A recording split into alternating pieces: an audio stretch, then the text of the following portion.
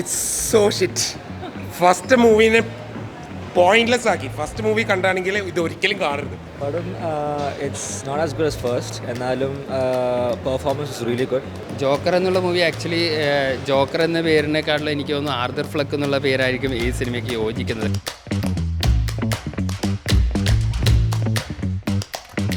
It's so shit. First മൂവീനെ pointless ആക്കി. First movie കണ്ടാണെങ്കിൽ ഇത് ഒരിക്കലും കാണരുത്. ഫസ്റ്റ് മൂവിയും പോയിന്റ്ലെസ് ആയിപ്പോയി. So bad, so terrible. പാട്ട് മതിയാക്കിക്കൂടെ എന്ന് ചോദിക്കേണ്ട അവസ്ഥയായിരുന്നു. ഫസ്റ്റ് മൂവി ഇഷ്ടപ്പെട്ടിട്ടുണ്ടെങ്കിൽ ഇത് കാണരുത്. ഫസ്റ്റ് മൂവിയും പോയിന്റ്ലെസ് ആയിപ്പോയി. പടം it's not as good as first, എന്നാലും performance is really good. Really good. Joaquin Phoenix was good. Lady Gaga was good. ഡയറക്ഷനും കുഴപ്പമില്ലായിരുന്നു. And cinematography was surprisingly like really good. നല്ല മോഷൻ പിക്ചറാണ്. പ്രത്യേകിച്ച് അവസാനത്തെ ആ ഒരു one take. Overall movie is good. എന്നാലും സ്ക്രിപ്റ്റ് വൈസ് അതിന് കുറച്ച് ഷാലോ ആണ്, അത്രയ്ക്ക് പോരാ. അത് ശരിക്കും വലിയൊരു മൂവിനെ എഫക്റ്റ് ചെയ്യുന്നുണ്ട് ഓവറോൾ. പക്ഷേ ഇവിടെ പെർഫോമൻസസും പിന്നെ നല്ലൊരു background score, amazing cinematography and fine direction overcomes this. So overall it's a fine movie to watch.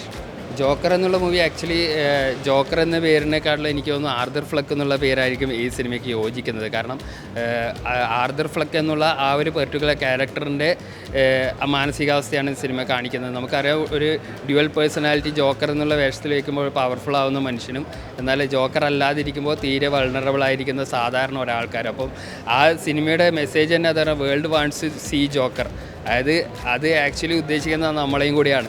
ഇവിടെ വരുന്ന ക്യാരക്ടേഴ്സും പുള്ളിയുടെ ആ ഒരു പെർഫോമൻസ് കാണുന്നവരും അതുപോലെ തന്നെ ഈ സിനിമ കാണുന്നവരും ജോക്കറെയാണ് എക്സ്പെക്റ്റ് ചെയ്യുന്നത്. ജോക്കർ എന്ന ക്യാരക്ടറിൽ അഭിനയിക്കുന്ന ആളുടെ ഇമോഷൻ എന്താണെന്ന് നമുക്കറിയേണ്ട ആവശ്യമില്ല. അതുപോലെ ആ ഒരു ട്രീറ്റ്മെൻറ്റാണ് ഈ സിനിമയ്ക്ക് കൊടുത്തിരിക്കുന്നത്. കാരണം ആ ഒരു ഇമോഷണൽ ഗ്രോത്ത്, പിന്നെ ഒരു തിയേറ്റർ രൂപത്തിലായി, തിയേറ്റർ എന്ന് പറയുമ്പോൾ നമ്മുടെ ഒരു ഓപ്പറ, ആ ഒരു തിയേറ്റർ മൂഡിലാണ് ഈ സിനിമ ചെയ്തിരിക്കുന്നത്.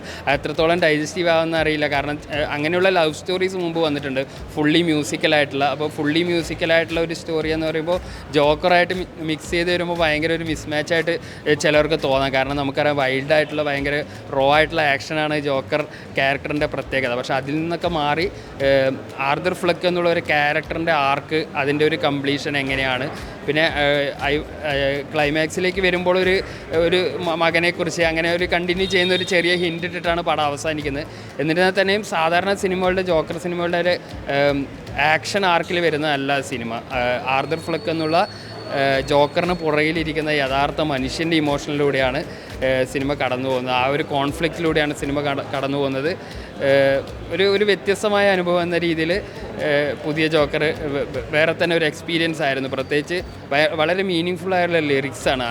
നമ്മളതിൻ്റെ ഡെപ്തിലേക്ക് പോയി കഴിഞ്ഞാൽ ആ ഒരു ക്യാരക്ടറിൽ നിന്ന് കഴിയുമ്പോൾ വളരെ എൻജോയ് ചെയ്യാൻ പറ്റുന്ന വേറൊരു മൂഡിലുള്ള, അതായത് നമ്മൾ പുറമേ നമ്മളാൾക്കാരെ കാണുന്നതും ദ റിയൽ മീ, ആ ഒരു കോൺഫ്ലിക്റ്റാണ് സിനിമ കാണിച്ചിരിക്കുന്നത്.